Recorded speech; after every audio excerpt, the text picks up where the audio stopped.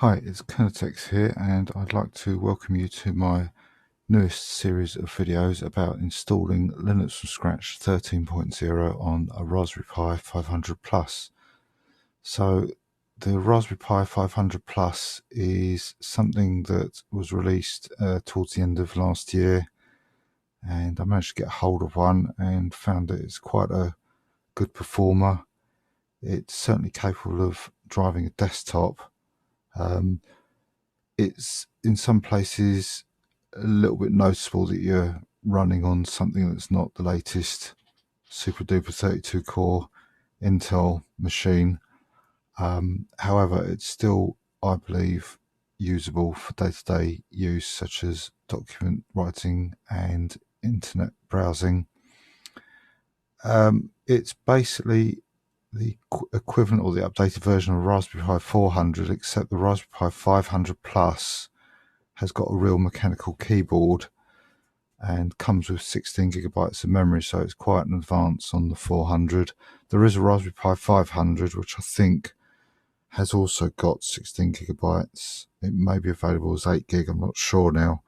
But it's got the same keyboard as the 400, which to me is a bit like a calculator keyboard. It's okay to use, but you wouldn't want to use it for any amount of time.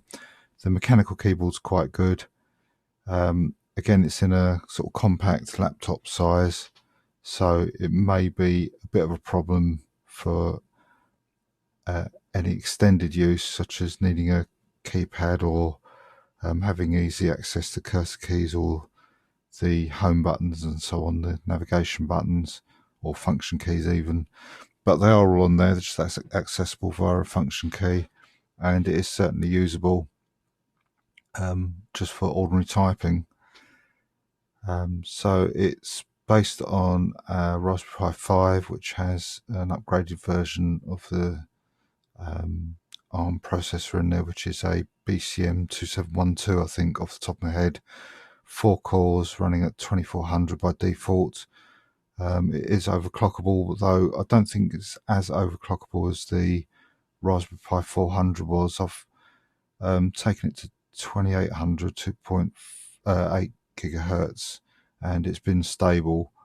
I've heard or read of people starting to have problems at 3 gigahertz.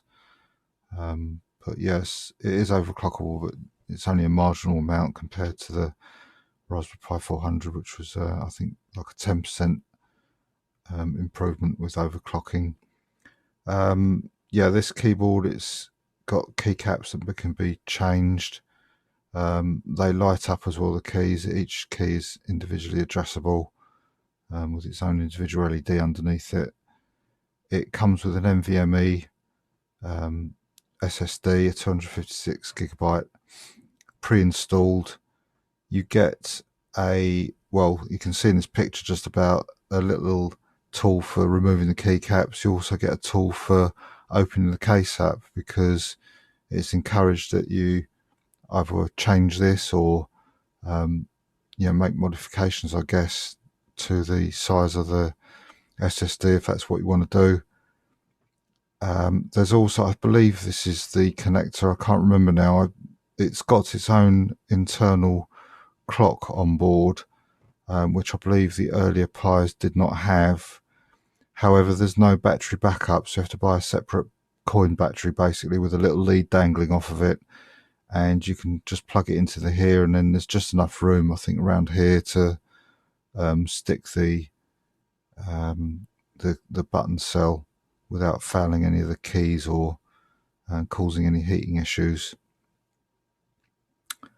And there's the specs there in full. It's got an SD card slot, a micro SD card slot, a bit like the earlier Pis. There's no full-size SD card like the very early ones, but I've successfully, in fact, this might be what I'm running at the moment. An image from the Raspberry Pi 400 successfully runs in the Raspberry Pi 500 Plus with no modification at all. Although I did find that some of the software to do with the EEPROM and the keyboard support for the lighting setup doesn't work, so it's probably best to use the correct image for this machine. It does come with Raspberry Pi OS pre-installed, as I remember, but it probably need updating. As part of this installation, we're going to be showing how to install the Raspberry Pi OS over the network, just as a starting point. So there's a common theme, if you like, common ground to start from. So if you follow through, it doesn't really matter what you're starting with. The intention is to put the host system installed over the network from the Raspberry Pi organization onto the SD card, and then we'll be building Linux from scratch onto the NVMe. So say there's the information: quad core, 64-bit, 2.4 gigahertz, Cortex A76 with cryptography extensions and quite a bit of cache, 16 gig SD RAM, DDR4, the internal hard drive, and you can see it supports the larger form factor for the M2 NVMe's. Keyboard, depending on what variant, what region it is, depends on how many keys there are. These Gateron or Gateron low profile switches, wireless, dual band wireless, Bluetooth, gigabit Ethernet. There's 2 USB 3 ports and 1 USB 2. The 40-pin GPIO header is available at the back. There's 2 micro HDMI ports which both support simultaneously as well, I believe, 4K at 60 frames per second, so that's pretty good. And there's hardware support for H.265 decoding with OpenGL ES 3.1 graphics and Vulkan 1.3.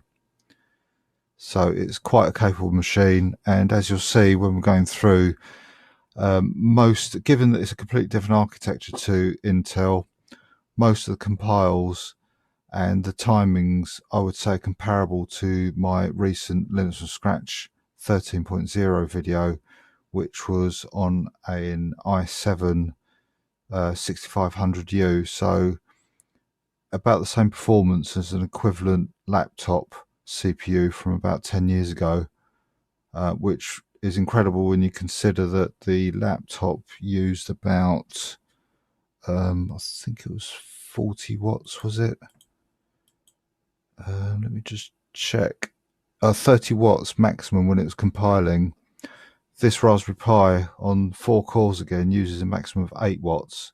So it's quite a considerable difference. So when you take into account the performance and the amount of electric it uses, it's quite a incredible performance per watt on this Raspberry Pi. On standby, the laptop, just out of interest, used 9 watts just idling at the desktop like this is, and the Raspberry Pi 500 idles at about 4 watts. So again, just doing nothing, it's using half the amount of electric.